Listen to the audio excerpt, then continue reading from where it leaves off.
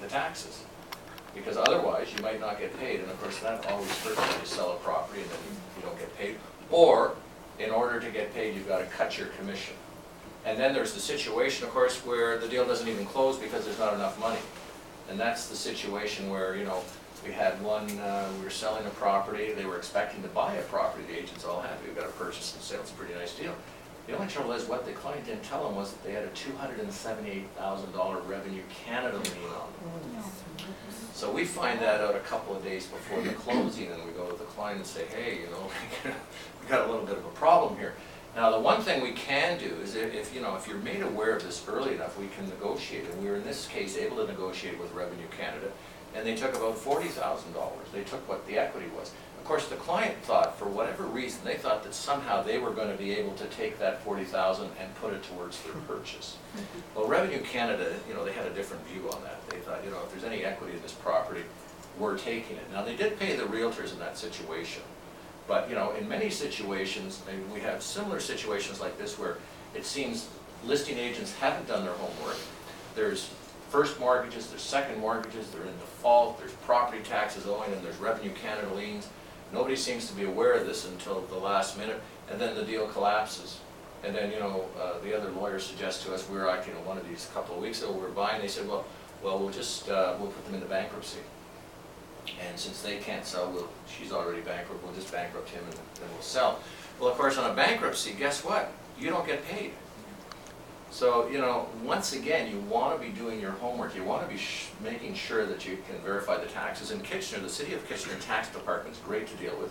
You can call them up, they will tell you the taxes. They'll tell you whether there's arrears. Now, you can't get that out of Cambridge or Waterloo, but your client can get the information and provide it to you. So you want to make sure you get that information.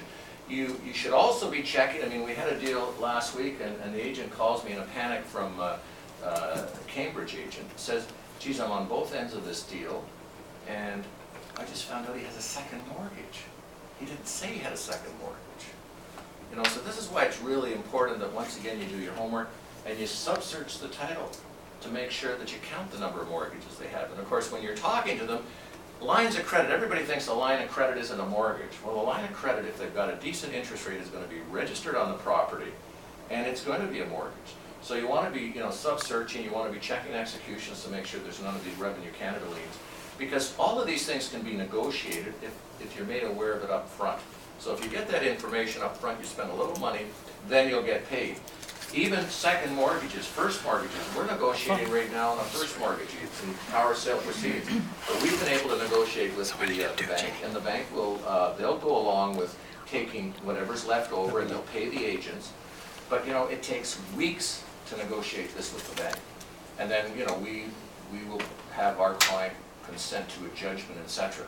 So in those situations, the bank's not ecstatic, but they're not unhappy, and they'll work with the client. But if you find this out 2 or 3 days before the closing, the deal doesn't close, it's dead, the purchaser moves on. And of course, if you're acting for a purchaser, you want to be asking the vendor's agent whether they've done their due diligence. Because this is, you know, as a professional, this is something that you should be doing. You should be knowing what you're selling and whether it can close or not. So as a purchaser's agent, once again, you should be asking, well, you know, like, have you verified the taxes are paid? You know, how many mortgages are on the property? Did you get a mortgage verification? Because that's the other thing that's a killer these days is these mortgage verifications where, you know, people think, everybody's of the opinion that, well, I just have to pay 3 months interest. You know, I just have to make the 3 months payments. Well, of course, as we know, it's 3 months. The greater of 3 months are the interest differential. With the interest rate so low now, I mean, we're seeing penalties in the $10,000, $15,000 range. And if they happen to have a cashback, then it's really crazy. So, you know, we have people selling homes, and they don't have a hope in selling it because, you know, the penalty is so great that it eats up all the equity. In some cases, there is no equity. Now, if you've listed a property and, you know, you haven't got that mortgage verification, and you list the property and you sell the property, and then the vendor finds out that, well, he can't really sell the property, but he's committed to selling it, and he's got to pay this whopping big penalty, I found that they're very unhappy. And I'm sure if you run into this situation, you found they're very unhappy too. And of course, they never blame themselves. They're always got to blame somebody, so they're going to blame you. So, you know, you don't want that situation, and that's why it's so important to always try to get the information. You know, check to make sure you know how many mortgages are, get the mortgage verifications. People think that second mortgages, well, I paid it for 3 years, so it was only $12,000 to start off with, so they somehow think that it's going to be less than 12. Well, actually, when they pay it out, it'll be more like 13 and a half. And this always is a shock to them. You say, well, why would it be 13 and a half? Well, of course, because they're going to charge, they always charge a bonus. If you're paying it out early, they're going to want a bonus. Their lawyer's fees for discharging, etc. They're going to want, you know, their own preparation of a statement that's 4 lines long.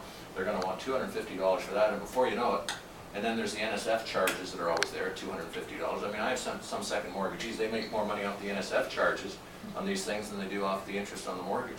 So you have to be aware that all of these things are out there cooking, and to protect yourself and to protect your commission. And of course, if you're acting for the purchaser, well, to protect your buyer so the deal actually closes. Because once again, if the deal doesn't close, you know, the buyer, usually, we had a situation where a couple of ladies, they had put their children in a school in Milton. We go to buy the home in Milton, we can't buy the home. There's no equity in it. The situation is so dire that it's impossible to work anything out. So now they're commuting from Cambridge to Milton with their kids and trying to find a new home in Milton. They're not happy, you know, and the question is, you know, are they going to sue somebody over this thing? But they are very unhappy people over these situations.